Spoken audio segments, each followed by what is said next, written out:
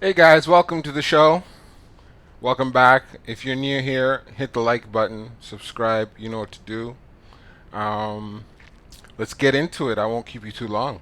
So, athlete, so people are reacting. Shadur Sanders to be the NCAA Football 24 cover athlete.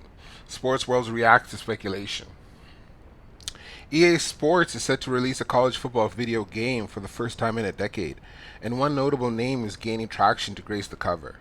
Shadur Sanders is rumored to be a top option for the NCAA 24 cover athlete spot after wrapping up his first season in Boulder. While nothing is set in stone, a number of sports fans are commenting on this speculation. The Blue Blood Bias social media account recently posted about the possibility of Colorado quarterback becoming the face of the game. The page cited both his on field production and NIL worth as reasoning behind a potential selection. The thinking also notes a predicted change in cover athlete selection, with the account believing a returning player will be chosen. In the past, due to name, image, and likeness restrictions, the cover player has been a recent graduate or NFL selection. That line of thinking would eliminate Heisman Trophy winner Jaden Daniels, last year's winner Caleb Williams, or likely soon to be rookie Marvin Harrison Jr. Sanders is set to take part in spring practice after turning down the NFL draft. Should he see similar success in 2024, Mel Kiper believes he'll be the top pick in next year's event. He's currently valued at $4 million in NIL worth, according to the On3 tracker, making him one of the wealthiest athletes in college sports. While Sanders could be a frontrunner to land NCAA Football 24 cover athlete honors, there are many that believe others are more deserving. Some people are saying he went 1-8 in the Pac-12 and 4-8 overall. Yeah, it makes perfect sense. So that's a diss. Other people are saying no, please no. Way more deserving athletes. It's got to sell either way. So some more hate. A little bit more hate here. No, dude, didn't even make a bowl game. He is in the face of college football. So as you see, people are not enjoying the fact that he may be the cover athlete, but I think if that is the case, that'd be great. I'd love to see him on the cover, and I haven't played a football game in a long time, but I might have to play that game. I might have to. So EA college football news and release info coming soon. So EA has been developing an EA college football since the return of the rebrand series was announced in 2021. But we haven't seen a ton of info on the new game. That's likely to change. Multiple outlets have reported EA to set to unveil the game and most likely an official release date during the national championship game on Monday, January 8th. I'd bet on a short trailer during halftime, which should give fans something to look forward to, even if the actual game gets out of hand before halftime. That trailer will be likely to be available on YouTube after it airs on Monday night, considering the game is slated to release this summer. It seems logical we learn about the official release date on Monday, or at least soon after this season's final college football game. The other bit of information that may be unveiling is the cover athlete. A current college football player could be the choice. Perhaps even college coach could take the spot as the face of the rebooted franchise. That'd be really cool if Deion Sanders was on the cover with Shador. And they should put Caleb too. Why not? Okay, maybe that's a bad idea. With name, image, and likeness structure in place, EA College Football could become one of the year's biggest hits. Don't sleep on the possibility of Colorado, Deion Sanders, and Shador Sanders gracing the cover. The Buffaloes wound up having a disappointing season in 2023 after getting off to a fast start.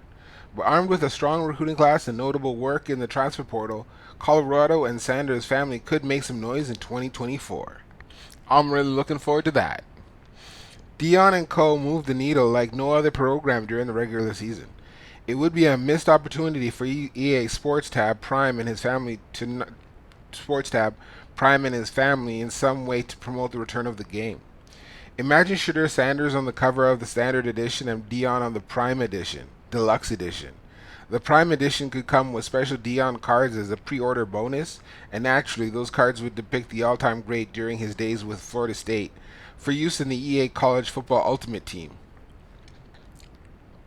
I'm speculating, but anyone who has paid attention to EA and sports gaming over the years could see how that scenario could come to fruition.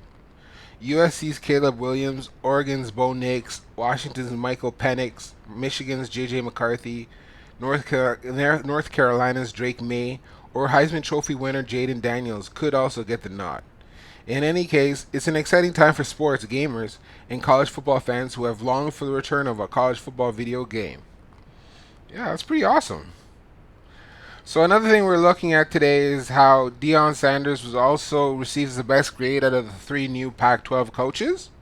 So while the talk of college football surrounding the Pac-12 this season was mostly about conference realignment, which George Kickoff recently blamed on the schools, or the depth of the conference, there were three new coaches. Arizona State, Colorado, and Stanford all replaced the head coach, with the first two having fired a coach, while Stanford, all-time winningest coach, stepped down after losing his luster. Each program is in a very unique situation as Colorado needed to complete reset after a decade of irrelevance. Arizona State was fresh off a scandal, and Stanford is looking to return to prominence. In the win-loss column, none of these three teams thrived by any means, as both Stanford and Arizona State went 3-9, while Colorado went 4-8, but won just one conference game. Regardless, it is evident that each school has the right person for the job and just needs time to turn it around. So here's how Deion was graded. They have here Kenny Dillingham, Arizona State. He got a grade of a C plus, and Deion Sanders was given a grade of a B. Troy Taylor of Stanford was given a C minus. So in these books, a B is great. Deion brings something that really no coach in college football has, which is otherworldly fame. His team was among the most watched in the country and started off the gates as hot as possible, going 3-0 in the start of the year. They lost 8 of their last 9, but that first month was about as electric a month of college football as we've ever seen. He did have some staffing issues after demoting his offensive coordinator mid-season, and also called out his offensive line for being among the worst in the country. He didn't recruit the 2024 class much, bringing in just 6 commits, but the class is headlined by a 5-star left tackle, Jordan Seaton.